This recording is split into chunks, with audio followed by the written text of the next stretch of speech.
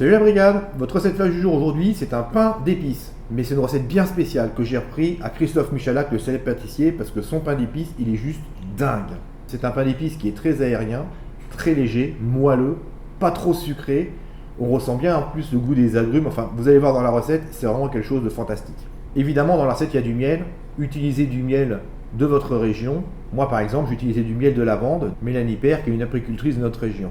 Il y a un peu de boulot dans cette recette mais croyez-moi le résultat il est vraiment à la hauteur. On regarde la vidéo et on en parle après. Alors pour votre pain d'épices, vous aurez besoin de 150 g de farine, 150 g de miel, 25 g de sucre, 6 g de badiane, 100 g de beurre, 5 g de levure chimique, une pincée de sel, 4 g d'épices à pain d'épices, les zestes d'un citron jaune, les zestes de 2 citrons verts et les zestes d'une orange et 150 g d'eau. Alors la première chose à faire, ça va être de râper nos agrumes, donc l'orange, le citron jaune et les 2 citrons verts pour récupérer les zestes. Voilà, mes agrumes sont râpés et maintenant on va s'occuper du mélange infusion. Alors j'y mets mon beurre, j'ajoute l'eau, le sucre, ma pincée de gros sel, mon épice de pain d'épices et ma badiane, le miel,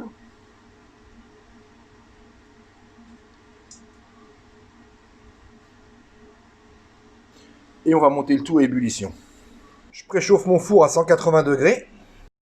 Voilà, mon mélange arrive à ébullition, donc là vous éteignez, et maintenant je vais laisser reposer 25 minutes, comme ça va prendre le temps de bien infuser. Et ça c'est très important dans la recette surtout. Dans une bassine, j'ai versé ma farine et ma levure, que je vais mélanger.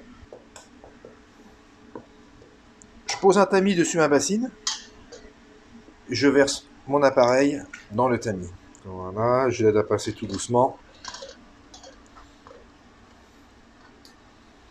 Voilà, j'ai bien passé mon appareil et maintenant, je mélange mon appareil au fouet avec la farine, énergiquement pour ne pas faire de grumeaux.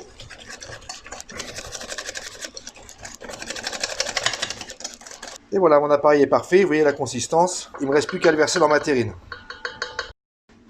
Alors, très important, vous allez bien beurrer et bien fariner votre moule dans lequel vous allez verser votre appareil.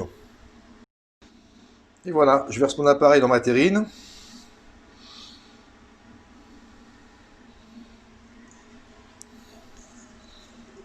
Voilà, donc juste pour vous montrer mon plat, vous voyez, mon plat à Pyrex, il est un peu trop grand. En fait, par rapport à la quantité, oui, j'ai mis juste un fond. Il est bien trop grand pour la petite quantité que j'ai faite, mais peu importe parce qu'on verra ce que ça donne à l'arrivée au niveau de la cuisson. Allez, je le mets au four 180 degrés, 25 minutes et on verra ce que ça donne à l'arrivée. Et voilà, mon pain d'épices est cuit, je viens de le sortir du four.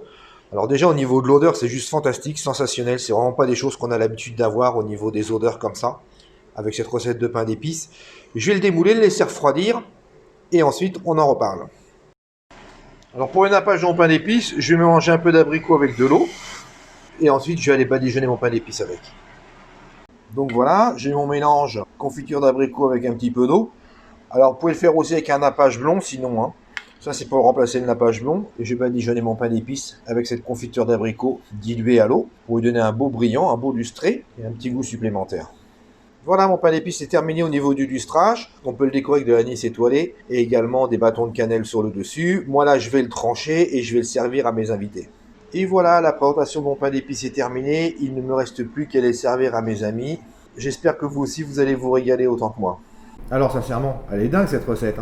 Et quel bonheur de manger un pain d'épices aussi moelleux et léger. Et vous verrez, il est idéal également pour accompagner un foie gras. Un foie gras maison. D'ailleurs, on verra la recette du foie gras maison dans quelques jours. Bref, vous avez une recette topissime pour les fêtes de fin d'année. Pensez à noter cette recette dans votre carnet à dessert. Si vous ne l'avez pas encore, cliquez sur le lien qui est dans la description de la vidéo ci-dessous. Et je vous invite également à partager cette recette avec tous vos amis qui aiment cuisiner ou qui ne savent pas quoi faire pour les fêtes de fin d'année. Moi, je vous souhaite une très très belle journée et je vous donne rendez-vous demain 12h15 pour une nouvelle recette flash. Bye bye.